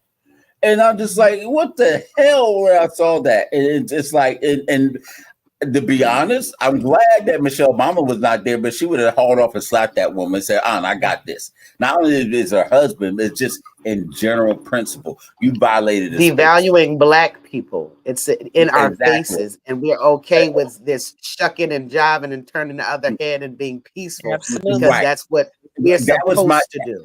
Right. That was my really main complaint regarding the Obama administration, that I'm sorry, and I'm a guy that's very much in peace and things, and I'm not advocating violence, but all these attacks that they did when we had, the shooting the monkey in the newspaper and talking about healthcare, holding effigies in front of about not just you but your children and all these other things. Some things is like, no, you're not turning the heat. You got to use your power, the highest power in land, and say, you know what, him and then what was it, Eric Holder, go after them and take them down. And they have the power to and take them down, because see, the thing is that when you show that you get weak and we can just do whatever you want to you and you're not going to do anything, they're going to keep doing it. And that's what it was. And we went from there. I'm sorry. Go ahead, ma'am. All right. And you're right about that. But here's something that I do value about the Obamas. Okay. It is, with all of the things these people tried to do to them, they still won. So they understand something different than some people understand, because they never broke their family. They never broke their love. They never broke their trust. They never broke their integrity. And they did that while everybody was still throwing punches at them. No, okay? I agree with you. So I'm not community. And so as a Black community, we don't necessarily have to come out fighting that way, but we got to show them that we can come together. And that's what right. And there's other ways to fight. There's other ways. I agree with you, Anica. There's other ways to fight. There's other ways to come out swinging and hit somebody. And the one thing that we should be paying attention to, I don't understand how many times we got to told Brother Malcolm X told us. There's so many leaders that told us, white America, if you want to hurt them, hit their pockets. The pockets. It's the money. I've been doing that for years. Money. They value money. They worship money. Money is their God. You take away their money. It's like the other day, I was watching this movie, and it happened to have scenes in there from the Montgomery bus strike, right? And I really started watching that with a third eye, right? And I was like, okay, these people ended that bus strike because their pockets was hurting. They were not making any money. Okay, and somebody said, listen, you getting ready to bankrupt this area if we don't get these buses up, because these people are walking and they stay committed, and they have, yes, like you, to your point, Mr. LP, they had allies that would drive them distances and stuff. But the point of the matter is we stay consistent and committed. They played a weight game with us. They know that they're going to watch us. Okay, they're going to get riled up. For a couple of weeks, they're going to yell Black Lives Matter. For 2 or 3 days, they'll yell no justice and no peace. And then all of a sudden, It's gonna die down. They're gonna go back to normal, and they're gonna forget about it until something else comes up, right? And so notice, right, that we done had the anniversary of Sandra Bland, Trayvon Martin, the list goes on, Breonna Taylor, George Floyd. All of these anniversaries have come past and they've been like dead silent, other than for their family. And they said because it's no big deal to us anymore. It's not all over the news. No one's excited. No one. And so my question is, out of 80. all of those things, out of all of those riots, what ground did we gain? What did we gain?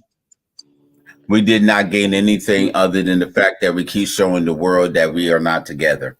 That's and the more what goes on, the worse we get. That's just the bottom line.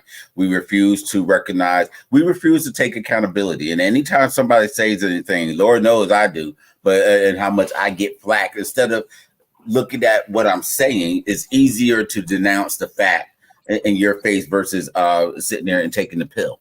And then you want to question.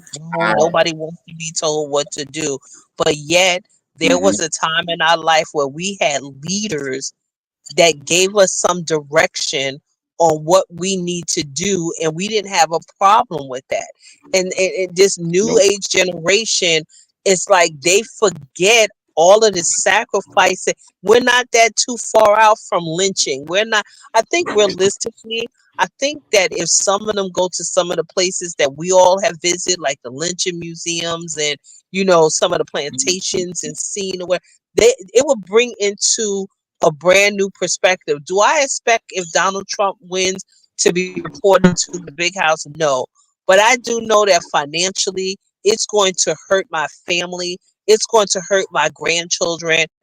I'm sitting right across from a gas station right now, and I'm looking at the gas price right now. It's $3.16. And I'm saying to myself, my God, what is gas going to be on November the 6th and beyond, right? And what is the dynamics in Washington going to be within itself? What I'm afraid that they think that it's okay to give this idiot the nuclear codes. Okay, like I'm just like, there's so many things that it's so many things that's going through my mind. There were so many times we were close a few times where we're looking at World War III. This man literally wants USA to be Russia too. The second coming of Russia or what have you. He literally want a dictatorship. And his mind, he's already going to be in history books, but his mind wants to be like the soul other than Jesus and God. He wants to be the next one up, if not above them in books, that he's the great man that saved the world. Literally. And I promise you, if there's aliens that's watching us, they'd be sitting here laughing like us. We're total fools. We can't get past ourselves. Like me, because I was like, they'd be like, look at these fools down here. But it's always Would you say? You know how they say that there's truth and fiction, right? You know how that they say there's truth and fiction. So I watched a movie many years ago, and I can't think of the name of it. I'll remember, and I'll tell Mr. LP. But I know that Cuba Gooding was the star of this movie, where this dictator got into office, and he made it where if you were born over here or over here or over here, you got different letters on your chest. Or even go with like the Hunger Games, right? Something as simple as the Hunger Games, right? That can become a reality where you have all of these districts that set up that people don't. There's fact and fiction. Doesn't seem far-fetched, but when you look at the concept of that we're all going to be battling to eat, we could potentially be battling. And what does it say about the things that we don't have control? Mr. LP, you're a big techie. What happens if he shuts down the banks and say no one can withdraw any money unless I give authorization, or they can do that? Our money is tied up in banks and stuff. We have no access to this. 9/11. They did it doing after 9/11. How many people were crazy different last names? They just shut it down with Muslim. If you had a Muslim relationship, everything else, people lost millions, billions of dollars. And they literally, when Bush was in charge, and they keep trying to blame Obama for whatever reason, but Bush was in charge. He literally shut down and killed Wall Street for that. Killed Wall Street. You heard the And Jewish. so those are the things that I'm afraid of. Those are the things I'm afraid of. I'm afraid of things like that because I remember being a little girl when the big gas shortage came. And I remember my grandfather being online for 14 hours just to get, and you could only get gas on certain days, and you could only get a certain amount. You couldn't fill up your tank. You couldn't do. And so I'm just like, my God, that's a possibility of all of this stuff. There's a bigger picture here that people are not thinking about. Like school, if he gets rid of the public education, okay, that's fine. I educate my grandkids at home anyway, right? But you're getting rid of you're getting rid of the board of education. Like, where in the world? So basically, he wants to keep you stupid. He's getting rid of teachers. They're not going to have any jobs. I don't understand what people are paying attention to, and I'm more afraid of those people than I am of Donald Trump. I'm more afraid of the people that are supporting him and voting for him than I am of him, because he's one person. He's one person. But obviously, there's going to be a couple of thousands of people that's out there that's going to vote for him. That's crazy. He's giving license for people.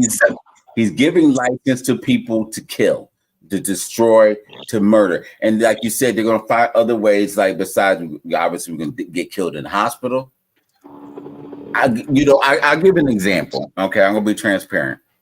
I almost died a year and a half ago in the hospital from some surgeries and things. Nothing wrong with the surgery, okay, per se, just complications, blood got clots in the bladder and everything else. I was sent home after the surgery, even though I was in pain. And why? Because the insurance said no, whatever, kicked out. But I was still in pain.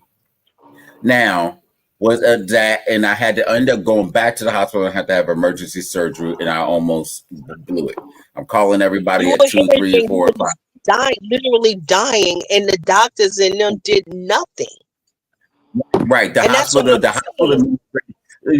doctor at that night was like, well, whatever. Okay. And saying, I'm screaming. And if it wasn't for literally a bunch of people, thank the Lord, some other doctors of all mixed colors and races. I have nurses in that emergency room, black and white, and there was a Asian lady literally pass out because of my depot voice, screaming, hollering, the whole dang hospital hearing me and things of that much pain. Her Ross Silk's niece, would be niece hearing me, and I'm crying because I scared her. And things like that, what's going on. She calling her mother like Steven's in trouble. And was that decision made because you want to follow the rules, or was it somebody saying just another person died? And I'm sending out emphasize that another black person that we could be rid of.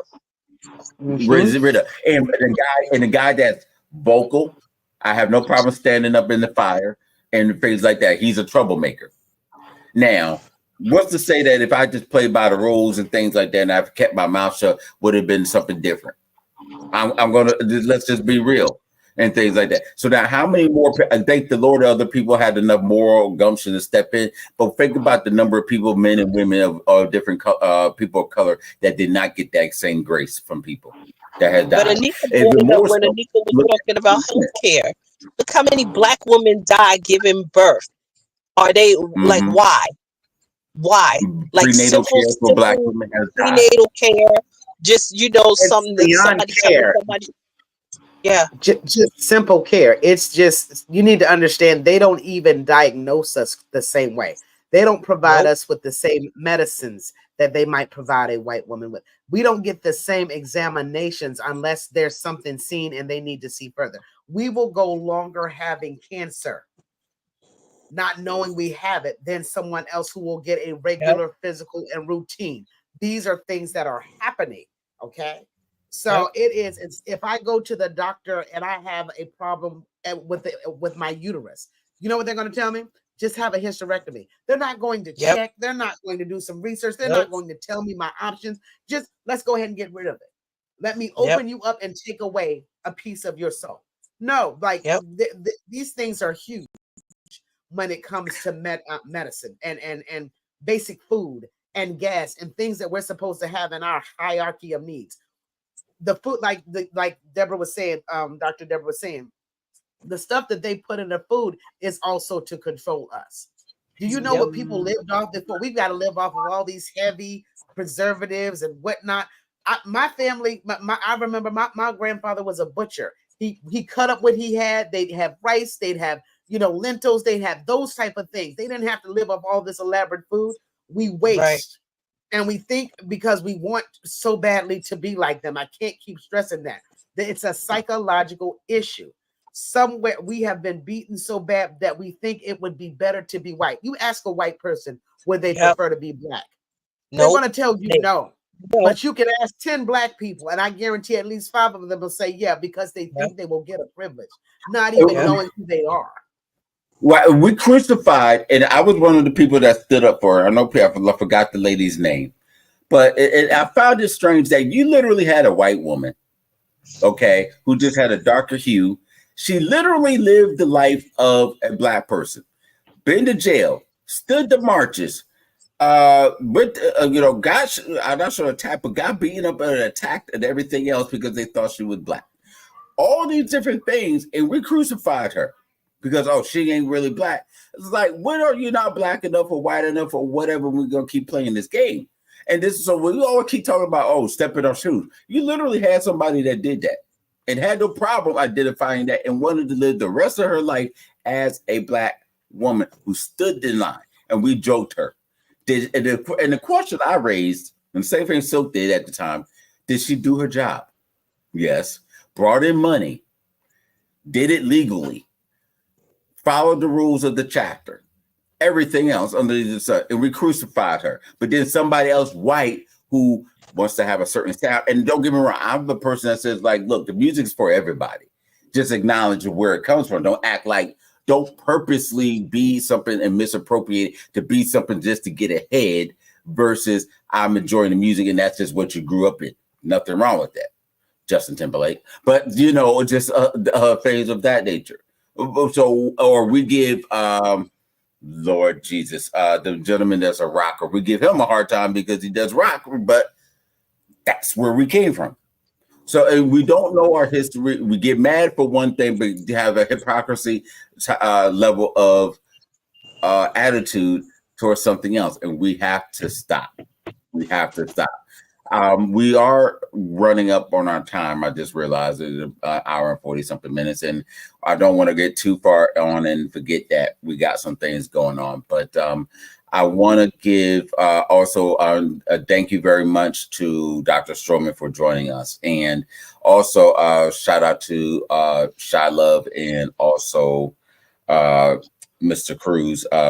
Pastor Cruz, who was planning on joining us, but unfortunately, business and politics and things and health came up, taking care of some people.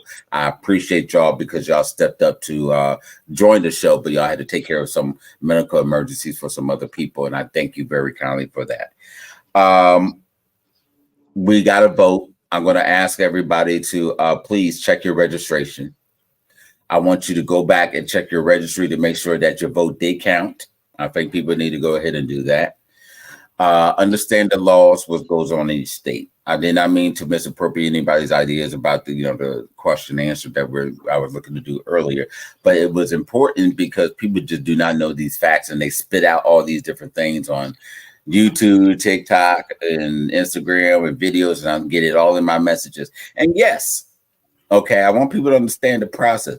The vote goes towards it, and yes, it goes to the elector supposed to go verify what's going on in the state. And yes, the elector can go say do whatever else against it. Okay, we do have that, and that has happened, unfortunately. But that does not mean we still do not do our part. I specifically, Silk and I, we went I forgot how many, it was 7, 8 years ago. We went to the state house and watched them go ahead and do things. But we even saw where people still didn't want to go with Hillary, even though she was voted in there, but the majority of electors went through. Now you paying people. It's been reported it got leaked out in Tennessee. People were from Russia through another group to pay these people, and they said, "Oh, I didn't know they were just paying some money." You know, we so hard up for money here that we done got paid thousands of thousands. I got $30,000 just to go be an elector somewhere and things and lie.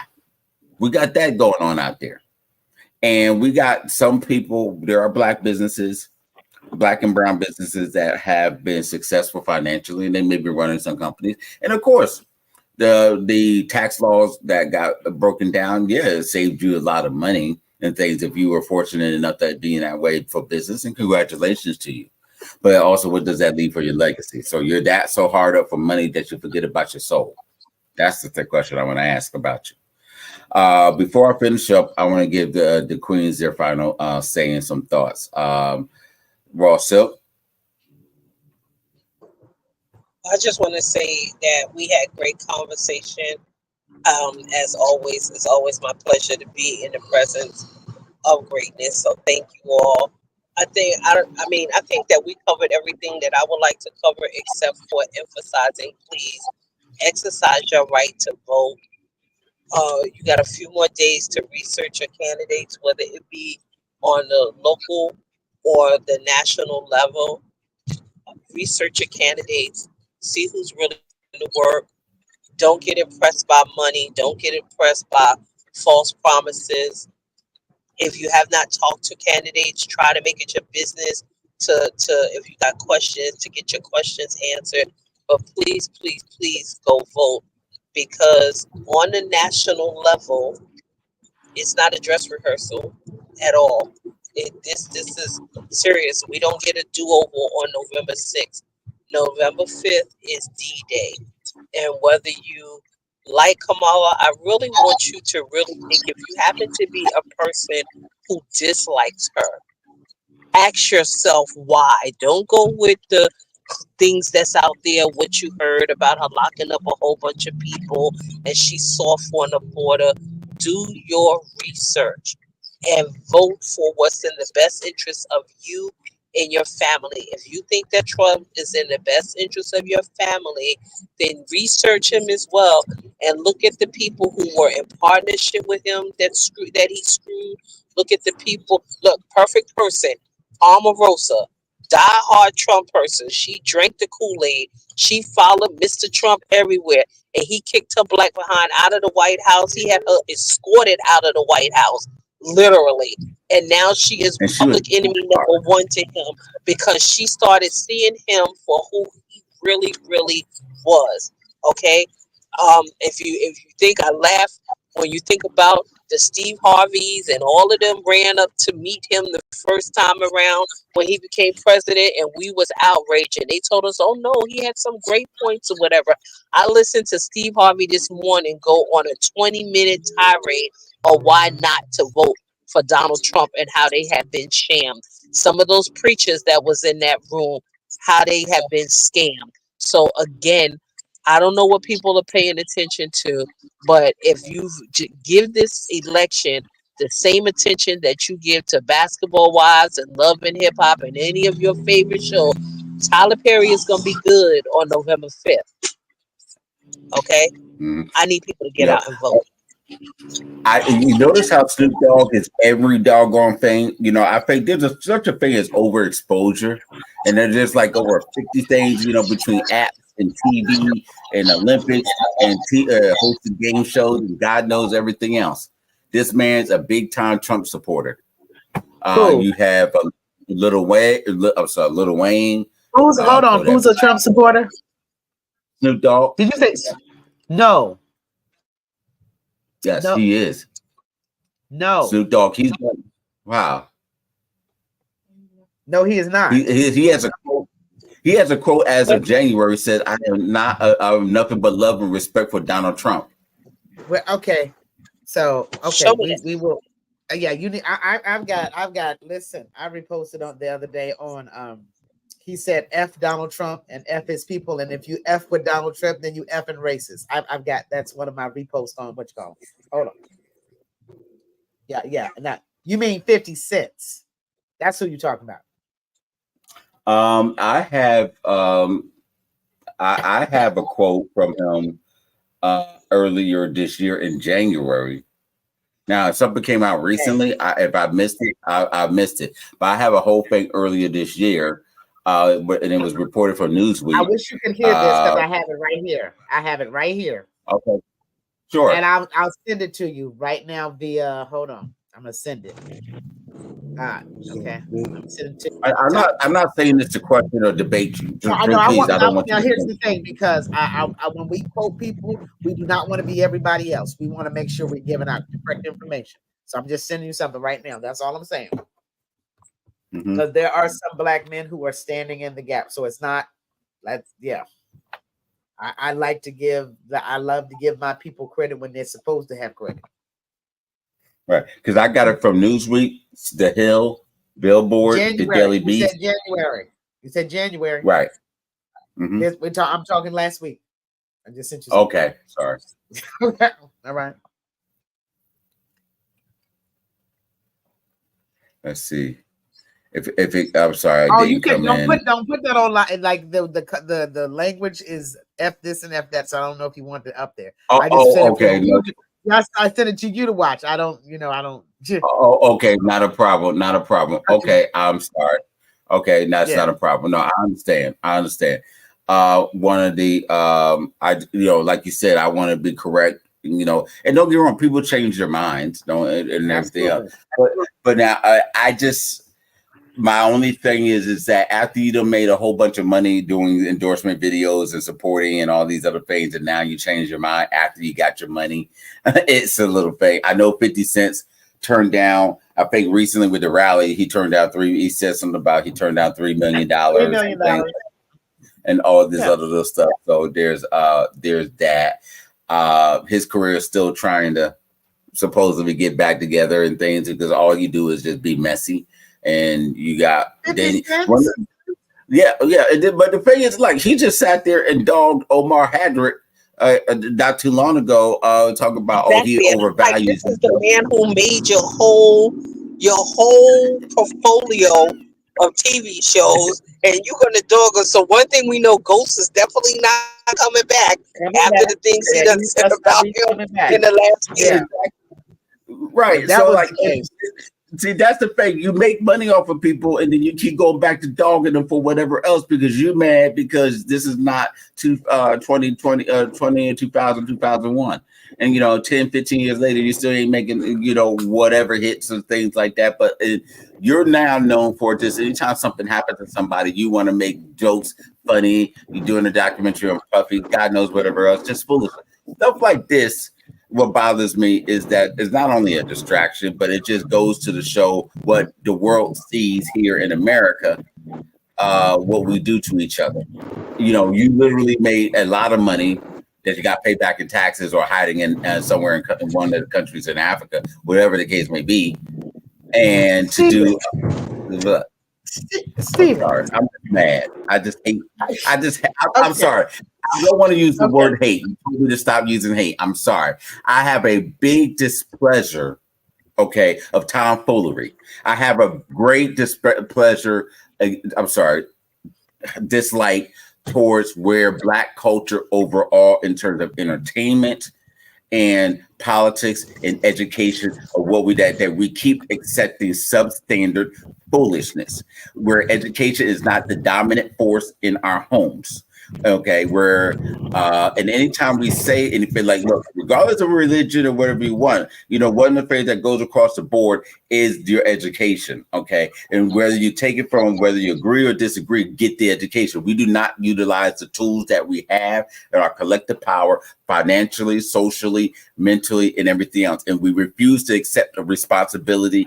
And Generation X down, we have this whole thing of just kissing everybody's tail and just letting things fly. And if I tell you something different or don't want to be told to do and do better, and if anybody else challenges you, unless you're a celebrity, then it's okay.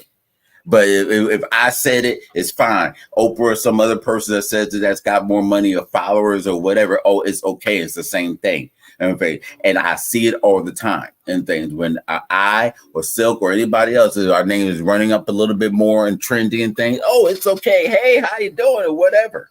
Other things. Just when we were received the nomination for the NAACP award, oh, everybody's up in our tail. But throughout the whole day and time, you screaming at us, telling us to shut up and go to hell. And things like that. So don't play the two-face in our communities. And that's what I can't stand. And I'm going to stand by it. I'll go ahead with it. And if I become the angry black man because of it, help yourself. But I'm going to stand on facts. And what do we say? I'm going to stand on 10 toes down. I'm going to stand on business on it. That's just the way it goes. And that's my, if you're talking about take my black card away, take away your black card away for voting for somebody else as a racist bastard. Thank you. I'm done. Wow. You good? You all right? Did I miss anything, Silk? Wait, just you got to take a breath after that. Well, look, just put your hand up and then open it up and drop the mic. Yeah. I'm sorry. I do not apologize. Do not apologize about your passion. Thank y'all so much. I can see my signal is fading or whatever. Mr. LP, I'm gonna call you in a short. Miss Anica Queen, always a pleasure. Always. Look forward to talking to you. Again, look forward to meeting you in person. Got to do like a lunch or something so we can get together. I am putting together a Queen's brunch that's going. And just because I am optimistic, I do have 2 buses that is going to the inauguration in January. And so Mr. LP will be posting that information for anybody who wants to get on the bus with their chucks and their pearls and stuff. I do have 2 buses, so I'll be posting that information because I'm going to stay prayerful. Oh, we're winning. We're winning. But I want to meet you regardless because you don't know. I go home. I talk to my dad about you. You are wonderful. And he loves you too. He saw you last week and he just enjoyed you so much. So, yes. And he just enjoyed you so much. Oh, thank him so much. I appreciate you all.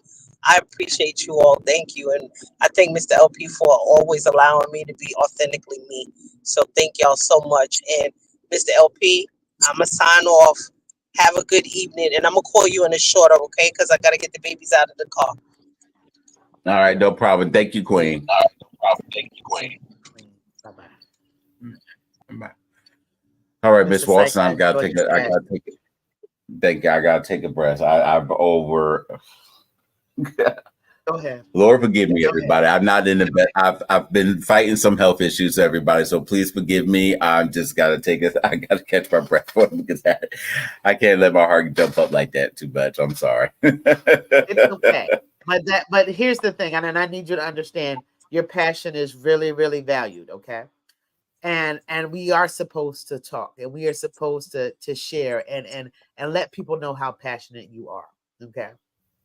And this is why I adore you. This is why I appreciate your platform because you are very important. You are a wonderful, wonderful Black man. And I am glad to know you as the king. So I appreciate you, Mr. LP, for everything that you do. For everything that you do. Thank you. And I'm having a hot flash if people don't know anything about menopause, but if you see me sweating, I'm not crying. Okay. So I'm gonna say this before I get off of here. I'm not only am I optimistic, I believe with every fiber of my being that this time next Thursday, Kamala Harris will be our president. What I do want people to understand is that even after this, please be aware and attentive of your surroundings because some people are not going to be happy. But I will always tell people, regardless of whether or not I lead with Malcolm most of my life, and I am trained to go, trust and believe you me, so I'm not worried. Just make sure that you're giving out love and understand that everybody has an opposing side. Everybody doesn't agree, but you can make the difference by just extending love. Just understand, we don't have to agree. But through God's grace and mercy, we are here and we are here together and we're going to make it through together tonight and every day thereafter, no matter what it is. So I thank you, Mr. LP, for this platform. I thank you for my voice being heard. And I thank you because I know we're putting necessary information into our sound waves. So Everybody have a good night. Everybody vote. Everybody do your due diligence. Love your family. Love your neighbors. Say something kind. Thank you very much. And we really need the support in trying to make sure that we keep on going and things. And that means if you have any questions, comments, concerns, please email us at enlivengm@gmail.com. It costs more and more as the society does grow. Things do cost. And it's getting hard up there with our platform and things. And we really could use your support in order to keep on going. Whether you can do Cash App, PayPal, Zelle, whatever the case may be. You see our information up there. Cash App and is $IAMMRLP. Our PayPal and Zelle is our email, enlivengm@gmail.com, ENLIVENGM@gmail.com.